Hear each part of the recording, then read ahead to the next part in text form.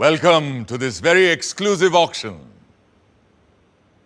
और ये है, ladies and gentlemen, भारत के संविधान की ओरिजिनल कॉपी। उन 1000 कॉपियों में से एक जिन्हें कॉन्स्टिट्यूएंट असेंबली मेंबर्स के लिए स्पेशली तैयार किया गया था। A very rare and truly a collector's item, which was meant for those जिन्होंने 3 साल रात दिन एक करके इस किताब को मुकम्मल किया था।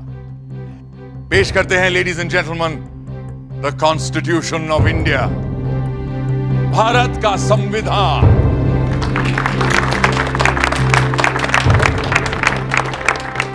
ये कोई आम किताब नहीं, बल्कि प्रतीक है हमारे मुल्क का। पर कभी सोचा है आपने कि ये मुल्क आखिर होता क्या है? समाजशास्त्री कहते हैं कि एक ही नस्ल, धर्म, जबान, परचम और हुक्म को मानने वाले बाशिंदों के समूह से बनता है एक मुल्क, एक देश। मगर हिंदुस्तान जैसे बहुत सी भाषाओं, धर्मों और तमाम जातियों प्रजातियों वाले सब कॉन्टिनेंट को किसी तंग नज़रिए से नहीं देखा जा सकता है। और ऐसे मुल्क, ऐसे समाज में पुरानी रीतियों को तोड़कर सबको साथ लेकर आगे चलने के लिए किसी पुराने कानून से भी काम नहीं चल सकता है। इसीलिए हमारे पुरखों ने बनाया था हमारा संविधान, हमारा कॉन्स्टिट्यूशन, हमारा आईन। ये आईन ही तो वो आईना है जिसमें देखकर ही हम खुद को पहचान पाते हैं और संवार भी सकते हैं। आज से मैं आपको इस जादुई आईने के अंदर के संसार की सैर पर ले जाऊंगी। ये कैसे बना, कब बना, किस किसने बनाया और क्यों बनाया? तो चलिए चलते हैं वहां जहां कहानी शुरू हुई थी, हमारे संविधान की। पर फर्स्ट थिंग्स फर्स्ट, पहले आप भी तो ठीक से देख लीजिए उस मुकद्दस किताब को जिसकी बात हम कर रहे हैं।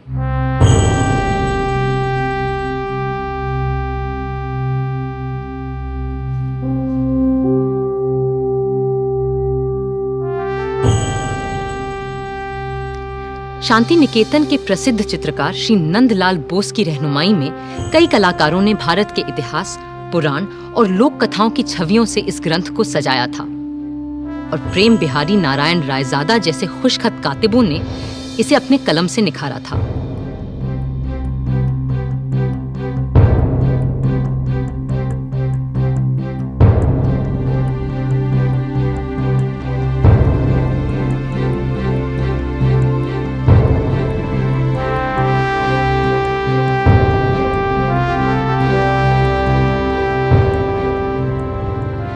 मगर ये काम मुश्किल होते हुए भी बहुत आसान था उस काम के मुकाबले जो इस संविधान की कल्पना कर इसे लिखित रूप देने वालों ने संविधान सभा में पूरे 3 साल लगाकर किया था।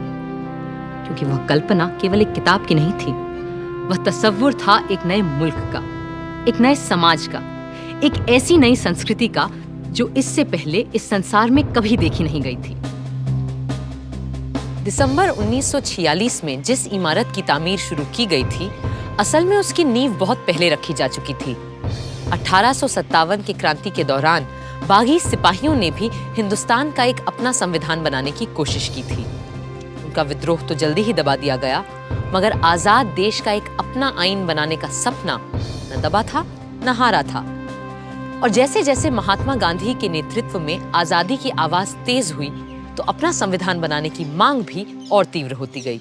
My mentor, Gopal Krishna Gokhale, presented to the British government a note on the Constitution in 1914. And the British said, yes, we will accept it after the war. But now they want to make a constitution for us. But you know, a constitution for India should be and can be framed only by Indians. Now it works. What will you do with this spinning wheel, Mr. Gandhi?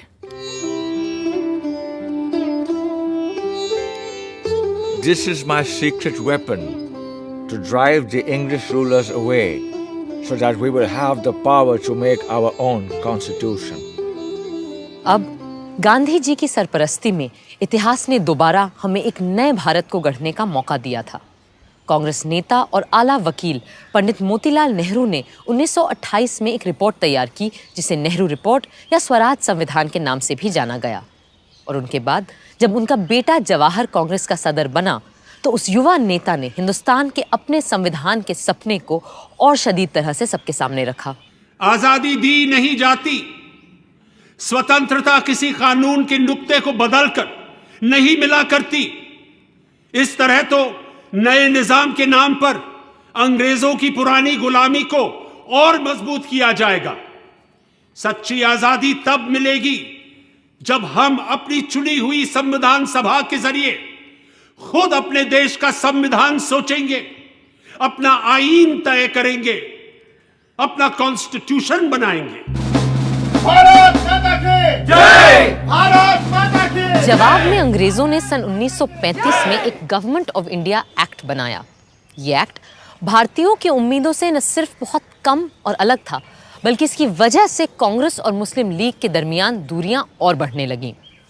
इस बीच दूसरे विश्व युद्ध के दौरान सन 1945 में doctor तेज बहादुर सप्रू ने सभी पार्टियों से मशवरा करके एक सांझे संविधान का खाका बनाने की कोशिश की।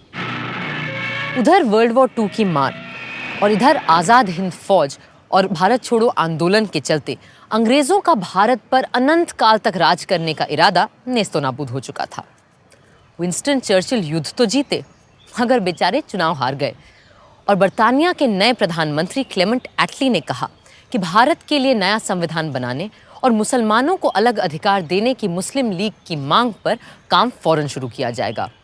इसी के मद्देनजर पहली बार हिज मैजेस्टी की सरकार के 3 कैबिनेट मंत्री एक साथ भारत भेजे गए और ये कहलाया cabinet mission. Believe me, India will be a much better place after you have left us to ourselves. That's precisely what we ought to do, Mr. Gandhi. Our only fear is whether it's possible to minimize the violence and the bloodshed which is predicted in this subcontinent when it breaks into Hindustan, Pakistan, and Princeton. Then don't break India. But what about Mr. Jinnah's Pakistan? Why will you listen to my brother Jinnah if you are not ready to listen to others? And why do you presume that Jinnah will not see sense when you meet him in Shimla? I do wish your hopes come true when we meet in Simla, but it is important that you're also present there. What will I do there? I'm neither a member of the Congress nor of the Muslim League or of the other outfits that you have invited there. But still, we will need your wise counsel in Simla when discussions are held about an interim government and a new constitution for India. लाट साहब यानी vice Roy की शिमला कोठी में बैठक लग रही थी और वहां भारत भर की अहम सियासी हस्तियां जमा हो रही थीं। कांग्रेस की तरफ से आए थे उनके अध्यक्ष मौलाना आज़ाद, साथ में थे पंडित जवाहरलाल नेहरू, सरदार वल्लभ भाई पटेल और खान अब्दुल गफार खान। मुस्लिम लीग की तरफ से थे मिस्टर जिन्ना, जिनके साथ थे लियाकत अली खान, सरदार निश्तर और नवाब इस्माइल खान। फिर सिख, पारसी, ईसाइयों और दलितों के नुमाइंदे भी थे। उधर पूरे मुल्क में फैले सैकड़ों रजवाड़ों की तरफ से वहां मौजूद थे भोपाल के नवाब मोहम्मद हमीदुल्ला, जो उन दिनों चेंबर ऑफ प्रिंसेस के चांसलर थे। Friends, the winds of change have swept the old order all over the world, ever since this bloody war has started. And our new Labour government of Britain is of the opinion that the time has come for Indians to decide how they are going to govern themselves. And the purpose of this meeting is to have discussions with all of you. The representatives of British India and the Indian states is to secure a way of framing the constitution of a free India.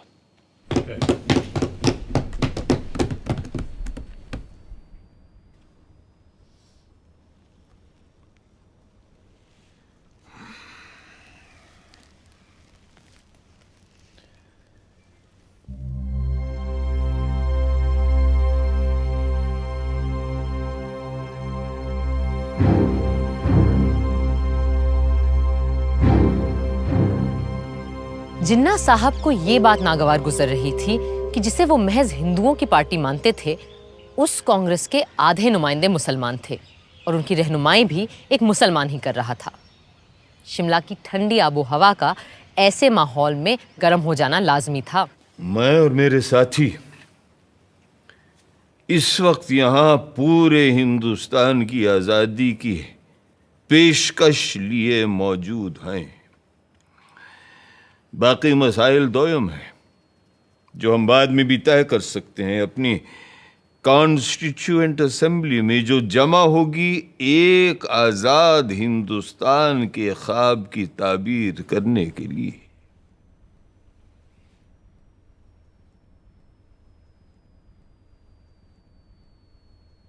My colleagues and I stand here for the independence of the whole of India.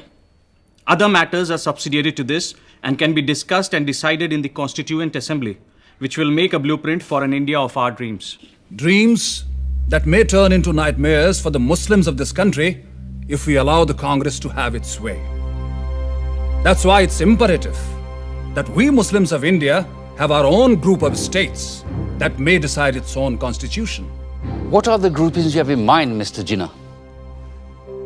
All the Muslim majority states like Sindh, Punjab, Balochistan, and Northwest Frontier Province will form the first group. And the states of Assam and Bengal will be in the second group. Mr. Jinnah, if, as you suggest, these groups separate from the body of India, then pray tell us, what is left for the Constituent Assembly to make laws for? The rest of India in the center and the south? And what happens to the princely states?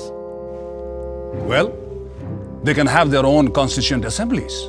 This is not acceptable to us. We are here to discuss the fate of a united India, not to break India into pieces. And if this is the purpose of this mission, I'm afraid we have no business being here. In that case, I'll be forced to adjourn the meeting. जिन्ना साहब चाहते थे कि हिंदुस्तान के पूर्व में असम और बंगाल और पश्चिम में 4 मुस्लिम बहुल सूबों के लिए एक अलग संविधान सभा बने और बाकी के भारत के लिए दूसरी संविधान सभा, और राजे रजवाड़े खुद अपने आप तय करें कि उन्हें किसी के साथ जाना है या खुद मुख्तार रहना है। जाहिर है कांग्रेस के नेताओं को ये अनेक संविधानों की सूरत बिल्कुल बर्दाश्त नहीं थी। कल कुछ लोगों ने ग्रुपिंग्स के लिए एक तजवीज़ पेश की थी जो हमारे मुल्क को मजहब व मिल्लत की बिना पर बांटने की एक पेशकश है। हम ऐसी किसी भी तरह की पेशकश के सख्त खिलाफ हैं। हिंदुस्तान एक मुल्क है, आप सुन रहे हैं लियाकत अली खान साहब, हिंदुस्तान एक मुल्क है और एक ही असेंबली इसका आइन बना सकती है जिसमें तमाम सूबों, इलाकों, मजहबों और फिरकों के चुने हुए मेंबरान और राजे रजवाड़ों के भेजे हुए नुमाइंदे भी शामिल होंगे।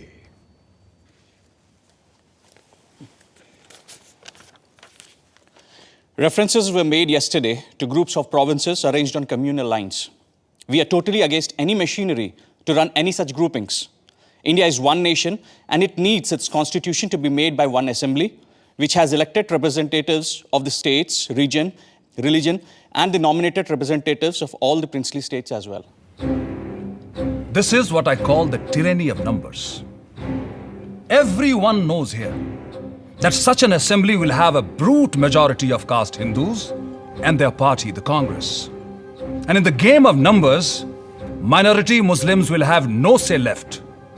That's why we need 2 assemblies, so that Muslims can frame their own laws. मगर मेरे भाई जिन्ना, क्या आज तक हमारे पास हिंदुओं के लिए अलग और मुसलमानों के लिए अलग आइन थे? नहीं थे ना? तो फिर यकबयक आज इन 2 कानूनों की जरूरत क्यों आन पड़ी? क्यों? I trust the British sense of fair play. But with the Hindus ruling India through their Congress, Muslims need a special constitutional protection. I have gone through the length and breadth of India And I know how vulnerable Muslims are feeling today. And as their sole representative here, it is my duty to... ये आपसे किसने कह दिया कि मुसलमानों के अकेले नुमाइंदे आप ही हैं? अरे भाई, मुसलमान तो हम भी हैं, क्यों मौलाना? Well, I do not need to establish my credentials here. Because the Muslims of this country know who stands here for their rights and who here is a paid quisling Muslim masquerading as their representative. I take strong objection to such a remark being made about my esteemed colleague. Mr. Jinnah, if I've got you right, you need these groupings because of the communal mistrust that exists in this country. That's perfectly right, Sir Stafford. Muslims cannot be a part of a constituent assembly which will be dominated by caste Hindus. May we deal with first things first, please, which is to dispose of the problem of the Indo-British relationship. For that, we need to make our own constitution for a free India. The communal problem can be dealt with later. Later? Later, there'll be no Muslims left alive in India if Congress is given its way. And that is unacceptable to me. If Mr. Nehru doesn't like the idea of groupings of states within the same India, then it will be better to have two Indias. One for Hindus and another for Muslims. Hindustan and Pakistan. And a Princestan, the federation of the princely states. This is ridiculous. It clearly indicates the reality behind the groupings proposal Mr. Jinnah is making. I will not be a party to this balkanization of India. No! India is one and will remain one country. कड़वा सच ये था कि अंग्रेज हिंदुस्तान में अपनी घटती हुई फौजी ताकत से अच्छी तरह वाकिफ थे और वो चाहते ही नहीं थे कि सांप्रदायिक आग को फैलने से रोका जाए। पर हाँ, जाने से पहले सत्ता वो सौंपना चाहते थे एक ढीले से राष्ट्रसंघ के हाथ, जिसकी लगाम हो सके तो उनके ही हाथों में रहे। इन्हीं सब बातों को लेकर 16 मई 1946 को एक समझौते का मसौदा बनाया गया। United Dominion of India will be given independence as and when the appropriate time comes. In the meanwhile, two constituent assemblies will frame the constitution. One for the Muslim majority provinces, which will be grouped Balochistan, Sindh, Punjab, and Northwest Frontier Province as the first, and Bengal and Assam as the second group. The Hindu majority provinces in the central and southern India will form another group and make their own constitution. But the central government will be empowered to run foreign affairs, defense, and communications, while the residual powers and the responsibility will belong to the provinces coordinated by their group. How can you have two assemblies for one nation? Are you suggesting that there will be Hindu constitution and Muslim constitution? And which constitution will be applicable to the central government? But sir, Assam is not a Muslim majority province. Then why? Gentlemen, please, these are only recommendations which have yet to be accepted by the two main parties, that is the Indian National Congress and the Muslim League, whose working committees are going into details of this plan, and there is no need for us to add anything more at this moment. Thank you. But Nehru is adamant he won't agree to such a proposal. I'm ready to sit together with Jawaharlal, for whom I have great regard, to convince him of the value of these groupings, since he has no desire that the British stay back in India any longer. And if I'm right, then even British do not desire to stay back here any longer. Not just Nehru. The entire Congress Working Committee is dead against the concept of two constituent assemblies and two separate constitutions. In that case, they must agree to partition and for the creation of two nations. Because the only way I can agree to one union of India is if Congress agrees to two groups, as proposed by me.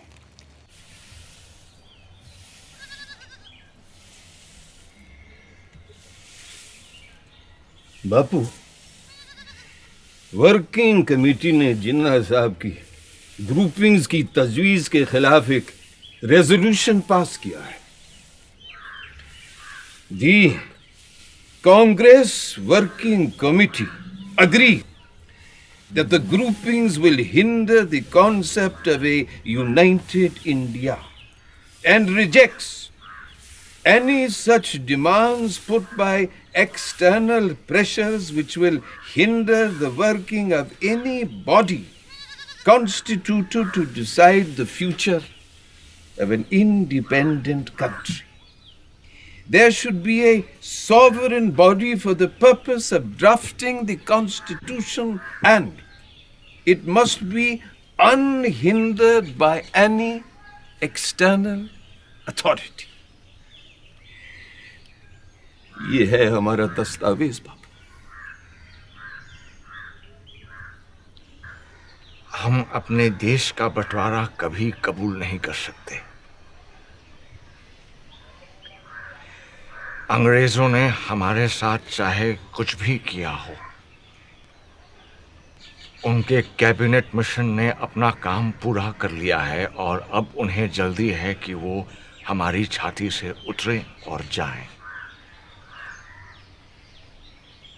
अब ये हम पर है कि हम कैसे अपनी इस दुखी अभागी धरती को सुखी और भाग्यशील बनाएं। कुल मिलाकर कैबिनेट मिशन असफल हो चुका था, मगर वो खाली हाथ वापस भी नहीं जाना चाहते थे। सो दोबारा एक बार मिलने और बातचीत का सिलसिला शुरू हुआ और 1 महीने की मशक्कत के बाद 16 जून को एक और प्रस्ताव सामने आया। Partition? The Congress will never agree to partition. Why would they agree to parity between themselves and the Muslim League in the interim government? And why will they not agree to have any Muslim members on behalf of Congress? How can 1/4 of the population be given half the population's seats in the cabinet? अगर हमने cabinet mission की सरकार में शामिल होने की तजवीज़ नहीं मानी तो न सिर्फ हमें सरकार से बाहर बैठना पड़ेगा, बल्कि ये मुमकिन है कि अंग्रेज हमें दोबारा जेल में डाल दें। अब इससे बेहतर यह है कि हम उनकी इतनी सी बात मान लें कि हमारी भेजी काबीना की फहरिस्त में किसी मुसलमान का नाम ना हो। खुद अपना नाम कटवाने की तरकीब बता रहे हैं आप तो मौलाना। सरदार, मुल्क किसी भी शख्स से बहुत बड़ा होता है और किसी भी मिल्लत से भी। मैं मौलाना की बात समझ सकता हूं। अगर हमने सरकार में आने का ये मौका हाथ से जाने दिया तो यकीनन मुस्लिम लीग और खास तौर से जिन्ना साहब इस बात का नाजायज फायदा उठाएंगे। बापू, आपका क्या कहना है?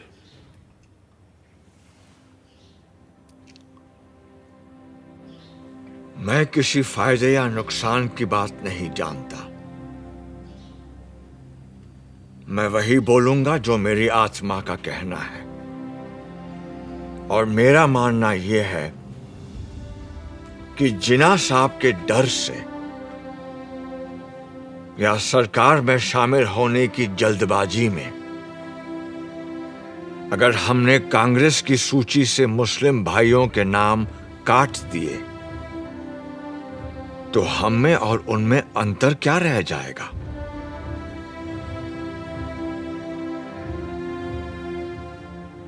जिन्ना साहब सिर्फ मुसलमानों के नेता हो सकते हैं, पर आप लोग तो सिर्फ हिंदुओं के रहनुमा नहीं है ना?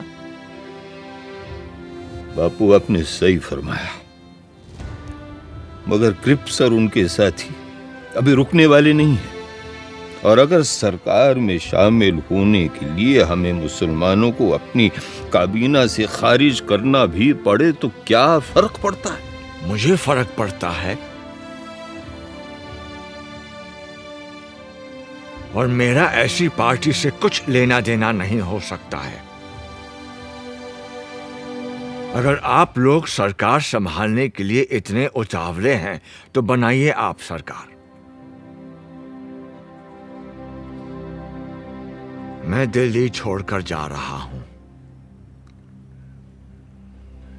बापू, हम आपकी बात समझते हैं, पर अगर इस समय उन्हें फौरन जवाब नहीं दिया तो ये मौका हाथ से निकल जाएगा। अगर यही आप सबका फैसला है तो मैं अपनी हार स्वीकार करता हूं। मुझे अंग्रेजों की नीयत सही नहीं लगती, पर मेरी बात ही सही है। इसका कोई सबूत भी तो नहीं है मेरे पास।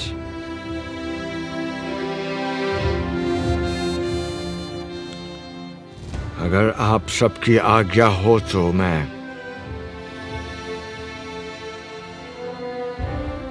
इजाजत चाहूंगा।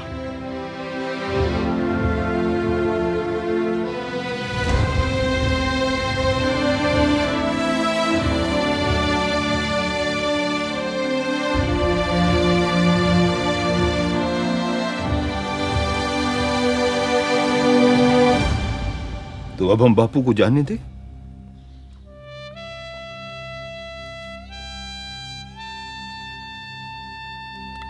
प्यारे लाल,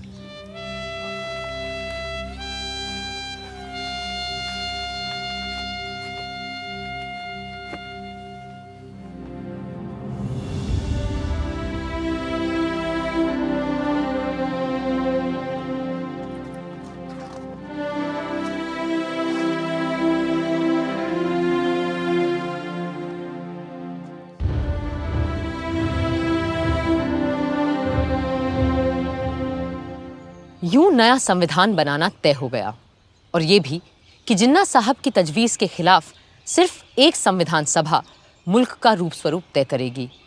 जाहिर है कोई इस व्यवस्था से पूरी तरह खुश नहीं था, मगर जिन्ना साहब पर तो जैसे गाज गिर गई थी, और वो अपने मुखालिफों को आसानी से बख्शते नहीं थे।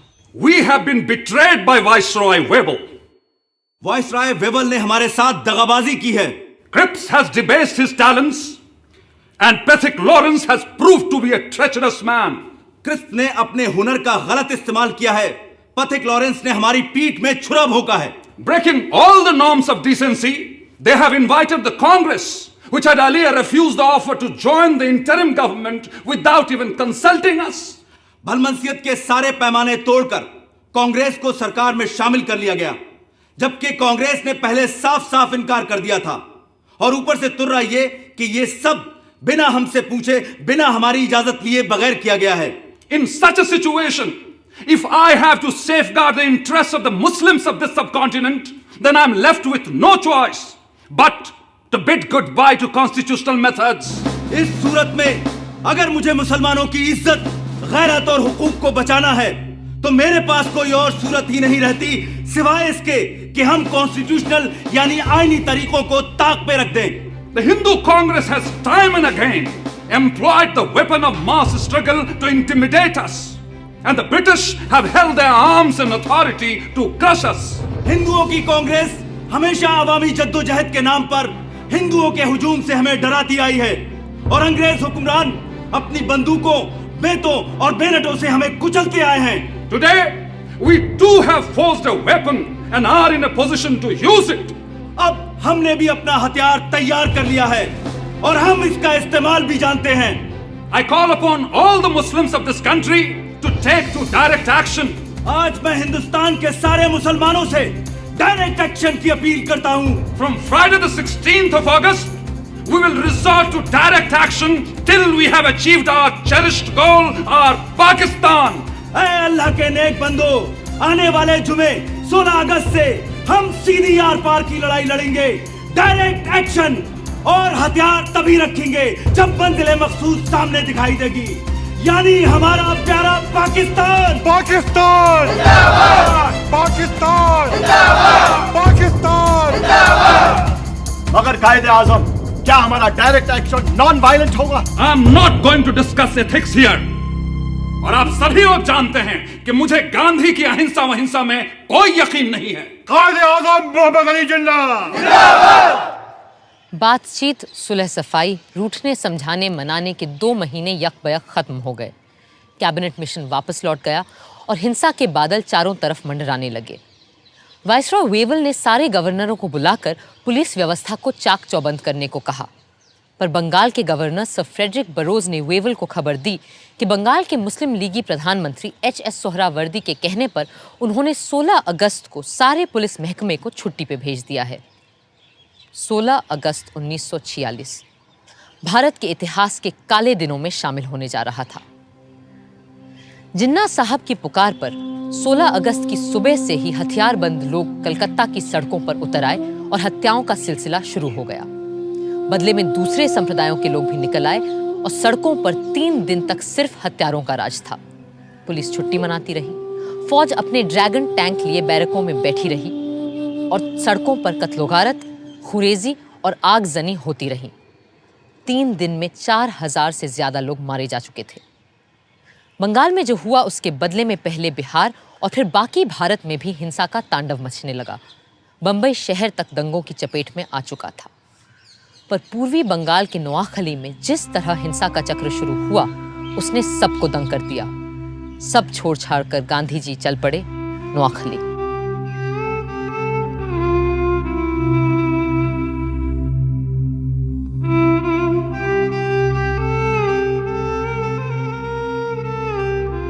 लाट साहब वेवल का मानना था कि हिंदुस्तानियों के साथ मिलकर बनी सरकार ही इस गृह युद्ध जैसी स्थिति को रोक सकती है। सो पंडित नेहरू ने अंतरिम सरकार में वाइस प्रेसिडेंट और सरदार पटेल ने गृह मंत्री का पद स्वीकार कर लिया। जिन्ना साहब ने तो पहले इस सब का मजाक उड़ाया, फिर 15 अक्टूबर तक उनकी तरफ से भी लियाकत अली खान ने वित्त मंत्री का पद संभाल लिया। जिन्ना साहब खुद सरकार में शामिल नहीं हुए क्योंकि उन्हें नेहरू से छोटा या बराबरी का ओहदा मंजूर नहीं था। यूं आर्जी सरकार तो बन गई, पर उसका चलना कदम कदम पर दुश्वार हो रहा था। गांधी जी ने तो बहुत पहले ही लाट साहब वेवल को इस खतरे से आगाह किया था। You must make your choice of one horse or the other. You will never succeed in riding 2 at a time. Choose the names for the interim government from names submitted by the Congress or the League. For God's sake, do not make an incompatible mixture, and in trying to do so, produce a fearful explosion. Even a government headed by the League is not going to damage India. But I'm not ready to accept the division of Congress as Hindu and League as Muslim. No.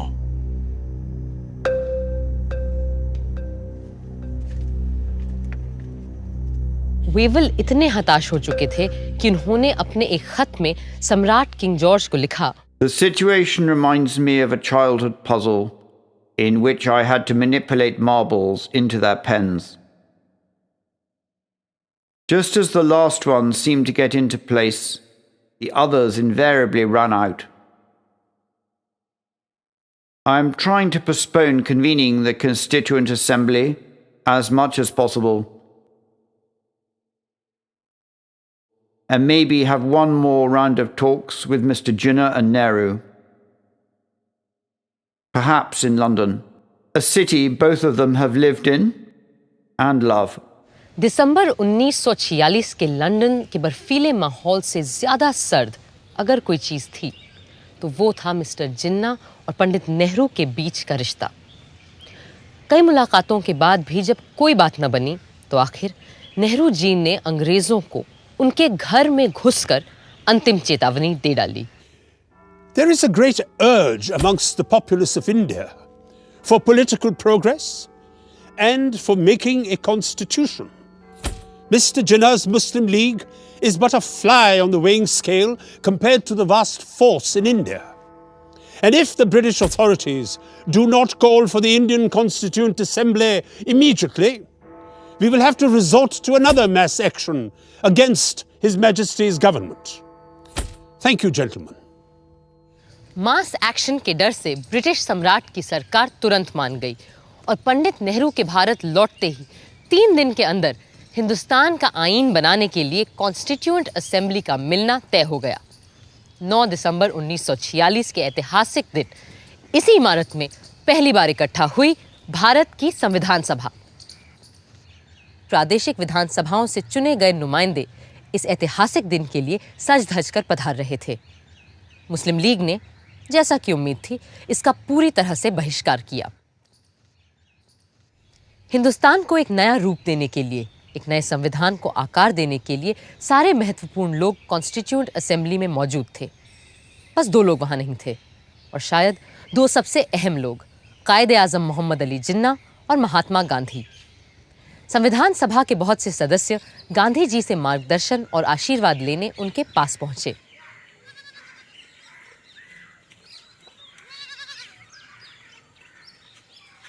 आइए आइए जगजीवन बाबू, मुझे पता है हम चाहे दुनिया का सबसे सुंदर संविधान क्यों न बना लें, पर वो भी बेकार साबित होगा अगर उसे अमल में लाने वाले लोग ना हुए। बापू, मुझे पूरा विश्वास है कि हमारे यहाँ ऐसे अच्छे आदमियों और औरतों की कोई कमी नहीं है जो हमारे संविधान को कारगर करके दिखाएंगे। इसीलिए हम सब आपका आशीर्वाद लेने आए। बापू के आशीर्वाद हमेशा तुम्हारे साथ है, पर आज मैं तुम्हें एक तावीज़, एक टोटका दूंगा जो शायद तुम्हें सही संविधान बनाने में मदद करे। आप और तावीज़? बापू, मुझे लगता था आप तंत्र मंत्र यंत्र में विश्वास नहीं रखते। पर इस मंत्र पे पक्का विश्वास है मेरा।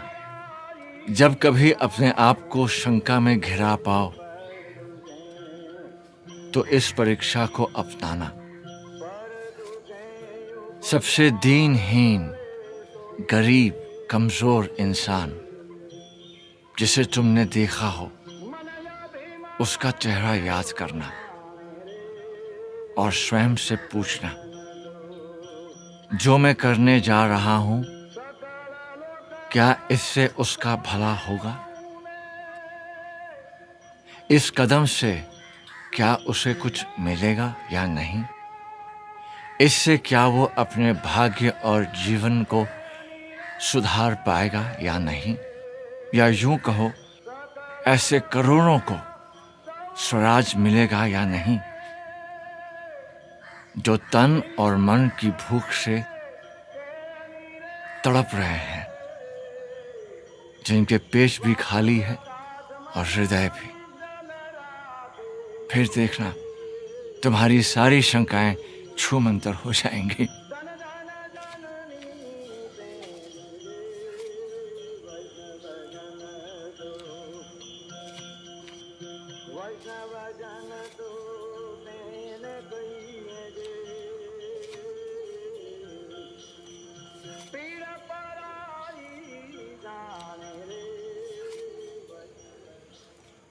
संविधान सभा ने सबसे सीनियर सदस्य डॉक्टर सच्चिदानंद सिन्हा को कार्यकारी अध्यक्ष चुना और उनकी निगरानी में सारे सदस्यों ने शपथ ली।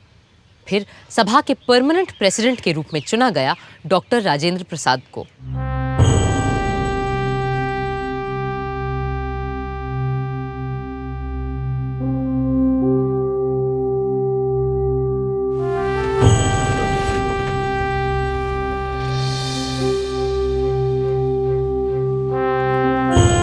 Hip hip hip hip hip.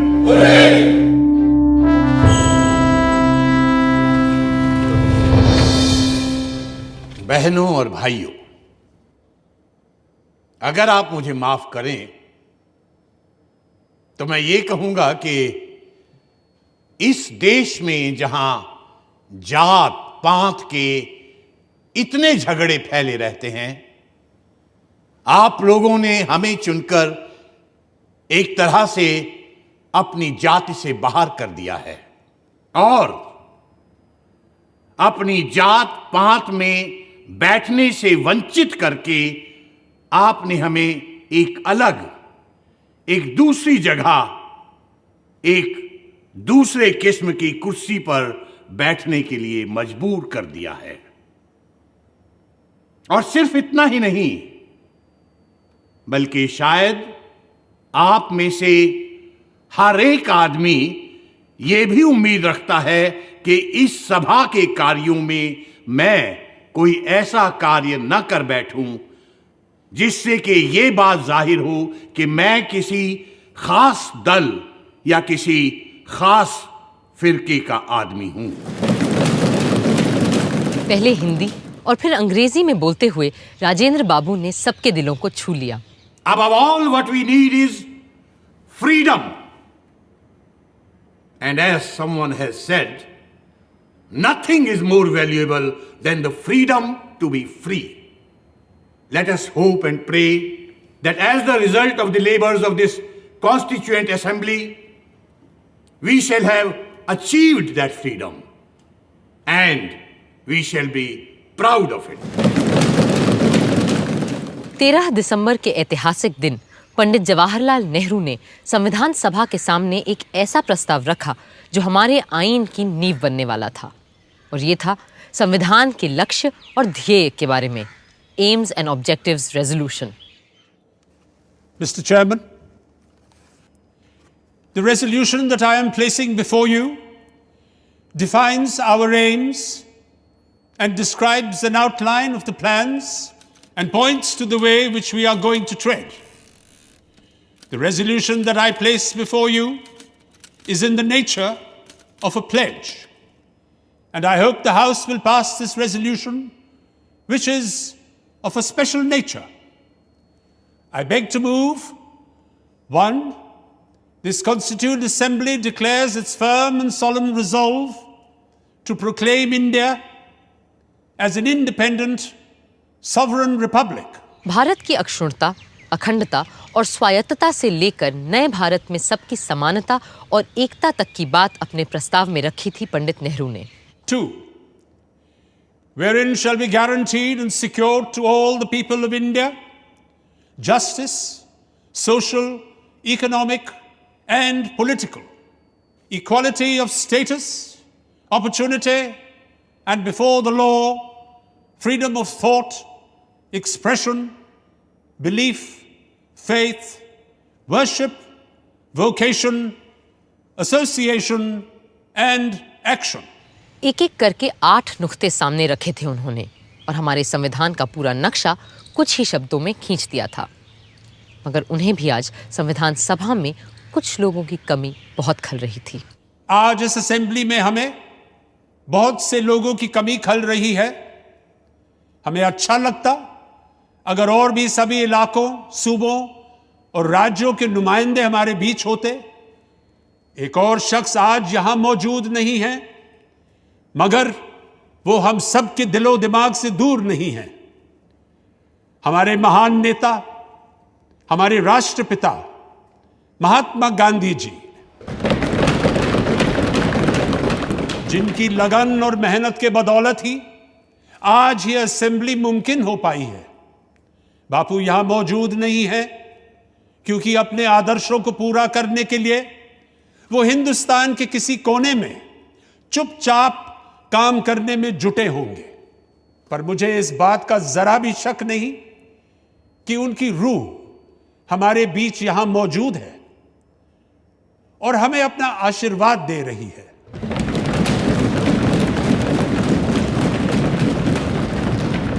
I also think of the various constituent assemblies that have gone before us, when the fathers of the great American nation met and fashioned out a constitution that has stood the test of time for more than a century and a half.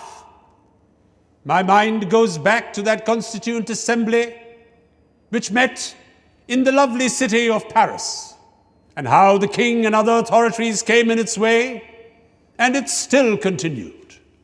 Even the room for that meeting was denied, and the Constituent Assembly betook themselves to an open tennis court and did not disperse till they had finished the task they had undertaken.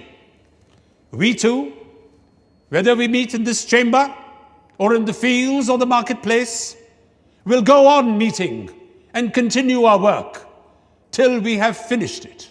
13 दिसंबर को AIIMS and objectives resolution के साथ पंडित नेहरू ने हमारे संविधान की नींव रखी थी, और 14 दिसंबर को जिन्ना साहब ने संविधान सभा की पूरी बुनियाद पर ही सवालिया निशान लगा दिया। Is complete independence the goal of the Muslim League?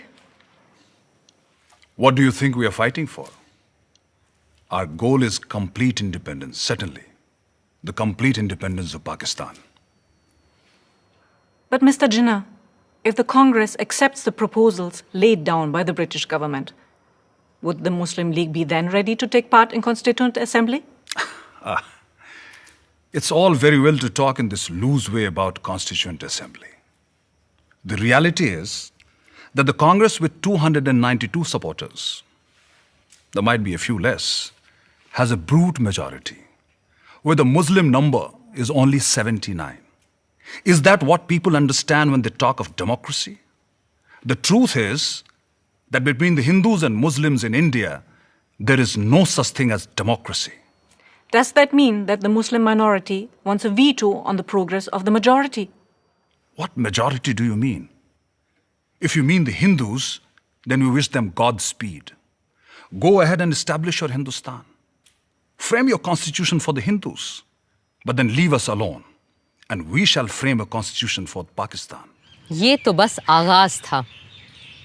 आगे और तमाम अड़चनें आनी बाकी थीं। अब देखना है इन चुनौतियों का सामना कैसे किया हमारा संविधान बनाने वालों ने।